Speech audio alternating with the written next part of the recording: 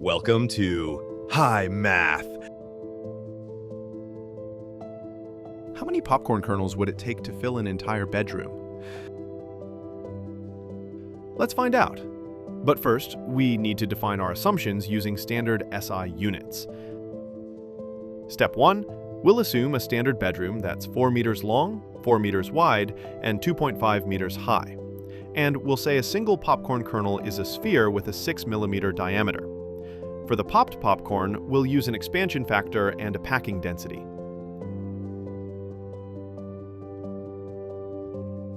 Step 2, calculate the volume of the bedroom. So let's calculate the room's volume. Length times width times height, 4 times 4 times 2.5 equals 40 cubic meters.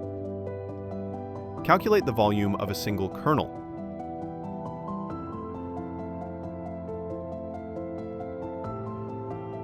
Now for the kernel. The residual is half the diameter, so 3 millimeters. Using the formula for the volume of a sphere, we can easily calculate the volume of one little kernel.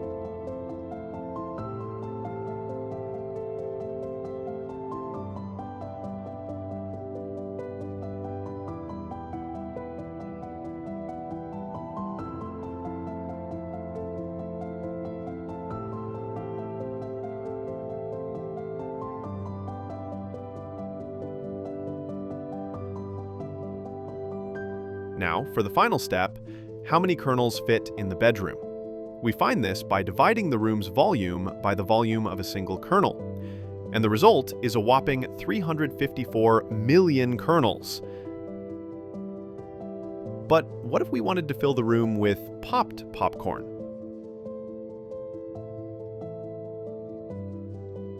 Well, we use a pop factor to find the volume of a single piece of popped popcorn. And we also have to account for airspace, so we'll assume a packing density of about 20%.